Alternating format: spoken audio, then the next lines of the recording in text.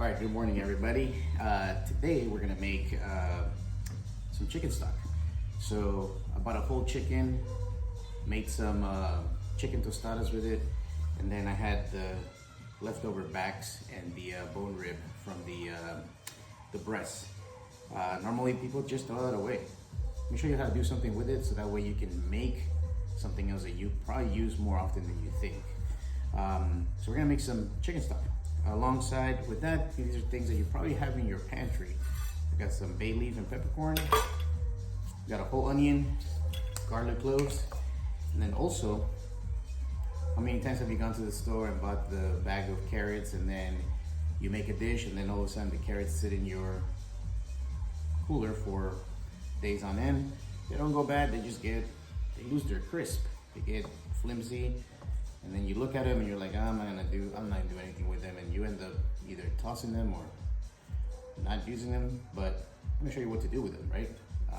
Also got some leftover celery stock, and I always keep parsley in my fridge. Something that I use as an herb. It's very versatile. Love using it, but technically this is what you would put in your chicken stock. And I'm gonna show you how to do that, all right?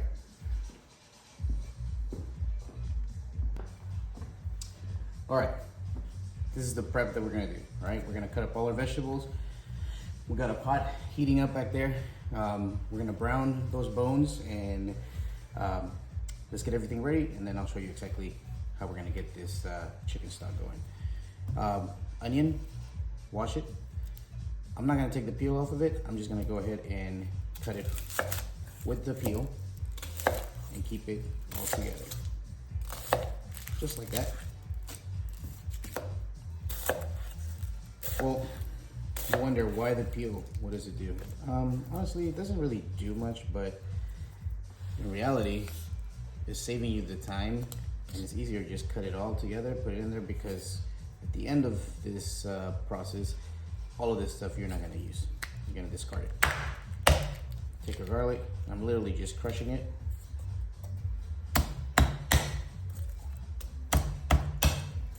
Keeping it with the peel. I'm not peeling the carrots. I'm literally just gonna give them a nice rough chop. I'm doing that with all of the carrots. Now, it's okay if you wanted to do a vegetable stock, because you can just add any other vegetable that maybe, you know, losing its crispness in your cooler, and you can just do the same thing. Instead of using the chicken, you can go ahead and just fill it up with vegetables. That will get you a really nice vegetable stock. So once we get all of these carrots cut, we're gonna move on to our celery. And as you can see, this prep is actually pretty simple. It's fairly quick. It's easier to do this than to, honestly, you know, take your stuff and toss it out. You can do get another use out of all these ingredients that you have, which then, you know, you can use in many other applications. You can make chicken soup, you can make sauces with it, you can make, you know, if you're somebody that does Mexican rice, a lot of times Mexican rice, you know, they don't just use water, they use chicken stock. So keeping everything, even the stem, all of that goes here, and that's our prep. All right, my pot is nice and hot. I'm gonna go ahead and use a little bit of olive oil. Get it in there. I'm just using this because I want to get the bones that are raw brown, right? I have a combination of the bones that I had when I made the chicken tostadas. I shredded the chicken, saved the bones, and then also kept the other parts of the chicken, like the back and the bone rib, just because I knew I was gonna make chicken stock. So this is gonna cook for, you know, quite some time, and it's something that you can make ahead. You can jar it, you can freeze it, however you want to do it. But basically, all we're doing is down these bones. We have a little bit of meat in them, but Just a little bit more flavor.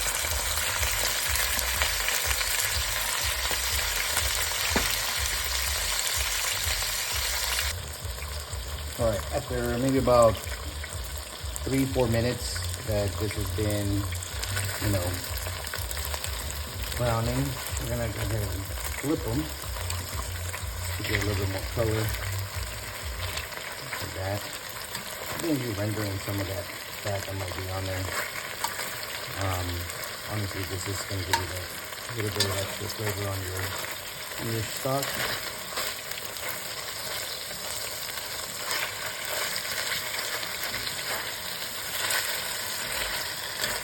Another maybe 3-4 minutes in here, and then move on to the next step.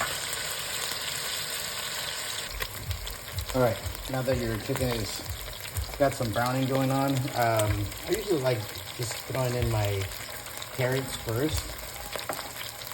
I like let them kind of just cook with that little bit of oil. Also get them a little browning, and then I'll follow up with my celery and the rest of my stuff, and then we'll add the water just so that we can, you know, get this stock going. It's gonna be in here for quite some time, so long and slow, long and slow. There you go. So give it a quick stir. These carrots get some of that sizzle.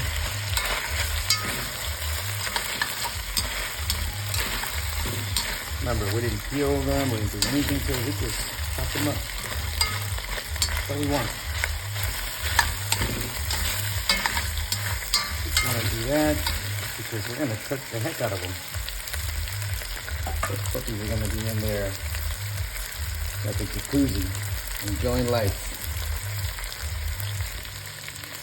You know, one of the things I like to do for all my people out there that love to cook for Thanksgiving, I usually do this ahead of time with, you know, turkey necks, turkey wings, you name it.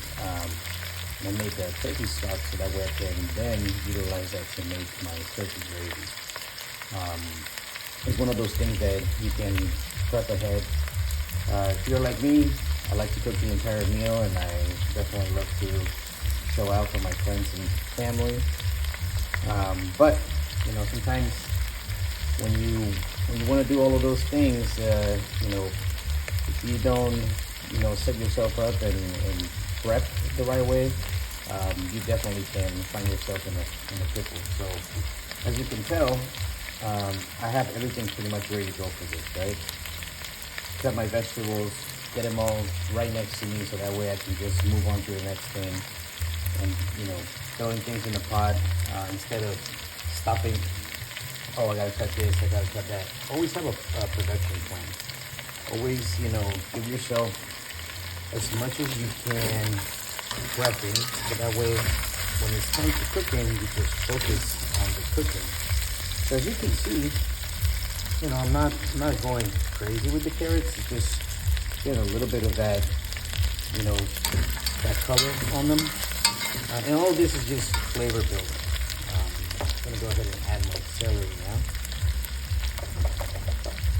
Now you may think like, oh man, you know, my pot's gonna be too small. All of this is gonna cook down, and basically you wanna get all the flavor in it. Trust me, once you do this, you definitely will stop buying the pre-made chicken stock. You know, unless you don't have time, then it's totally understandable, right? Especially, you know, if you work and you come home and you gotta cook for a family, or you just don't have time, but, you know, like on a weekend, you can do this on a weekend and, you know, just prep it and have it ready to go. You can make your stock and have it ready. That way it's healthier for you. There's no sodium in this because we're not adding salt. We're gonna keep it nice and clean. All right, like I said, there's quite a bit, you know, quite a bit of things going on in this pot, but it's all gonna be worth it. Now I'm gonna go ahead and add the rest of my bones. A bit of times that I had someone like did the tostadas, I went ahead and just shredded everything, the meat off the bone, and kept them. And usually this is something that I do normally, only because I like to utilize the entire bird. You know, and this process goes also with any beef bones that you may have. Alright, now that I have this, I'm gonna go ahead and add my onions just like that, peel and everything. I'm not even, worried about it. Give it a little stir, because everything get all mixed in there. And at this point, this is the hardest part of making this. Just getting your prep, browning your bones. Another way people brown their bones is they literally just put them on a sheet pan and put it on broil and just brown the bones, and all they do is saute their vegetables slightly and they go ahead and put everything together in a pot. Alright, now that I've incorporated everything, I'm gonna go ahead and add my water. Normally I like to cover it and I go a little bit extra because this is gonna boil for quite some time and it's going to evaporate. So you're gonna lose a little bit of that water. So in this case, I just added about 8 cups. And I'm gonna go ahead and add another 4 cups. So we're talking about a little bit, altogether it's probably about a gallon, a little bit over a gallon. So then I'm gonna go ahead and add my peppercorn and my bay leaf. You can add as much or as little as you want. I like to keep my chicken stock super mild, so I don't go crazy with the bay leaf. It just gives it just enough flavor. And my parsley, right? At this point, if you have any other herbs that may be turning, like, if you have thyme, rosemary, you can go ahead and add that on there. That way, unless you're gonna dry them up and grind them up, but if not, just so that they don't go to waste. Go ahead and add them to this stock. And like I said earlier before, this doesn't have to just be chicken. You can do it with, if you are vegetarian and you're like, you know what, that looks good, but I won't do that. Do it with vegetables. Veggie stock works just the same. You can add peppers, you can add squash that might be turning, any kind of vegetable that you have. You can go ahead and throw it in here and make the stock. Now I do want to advise, if you're going to use any squash, I will probably do it closer to the end, maybe like the last hour that this is going to, simmer for. Ultimately, we're gonna strain this. We're not gonna use any of this, and then the end product that we have is what we're going to save. Filled up, and we're gonna bring it to a boil. Once it comes up to a boil, then we're gonna cut the heat down, and we're gonna leave it on the simmer, and we're gonna leave this. I want to say, normally you can leave it for as long as you want, but today I'm gonna leave it for about 6 hours or so. Okay, so once you get to this stage where it has a nice boiling point, give it one quick stir. As you can see, everything in there is just kind of breaking down. And that's what we're doing. We're just building all this flavor, right? We're gonna extract all of the flavor from the vegetables, extract all the flavor from the bones, just so that we can end up with a really nice stock, which you'll be able to use in many different applications. Once that happens, once you give it a good stir, then all you gotta do is lower the heat to a medium low. So you're gonna put it medium low, and you're gonna cover it. Kind of working itself, and that's what it looks like. See how you have all of the veggies are on there, everything's kind of broken down and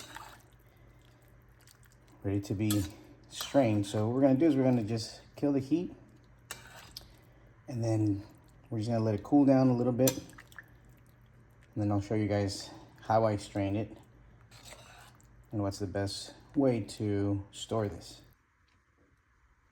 All right, y'all, now that this is cooled down, it's cool to the touch, I'm gonna go ahead and, scoop all the stuff. This spider, all of this right here is gonna get discarded. We will not need this, right? And then once I have the all this stuff taken out, I'm also going to pass it through a fine mesh or a strainer just to get more of the debris out. And then I'm gonna just put it in mason jars. Or you can put it in Ziploc bags, make sure that they're not super full. You can put them flat and freeze them. Or you can do cubes, like actual ice cubes, but you can fill them up with this broth and use as you need. All right, next step, I'm just gonna go ahead and strain it one more time just to get more of the loose debris that's in there, and so you can have a clean stock.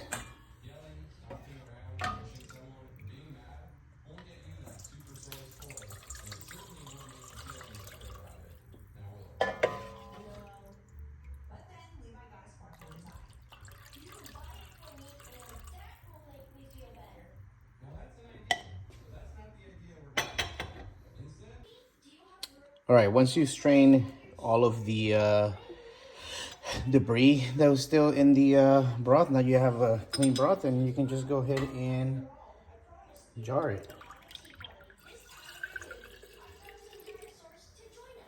So if you have any pasta jars that you have, those make great storage jars for this kind of stuff. So, some nice clean chicken stock.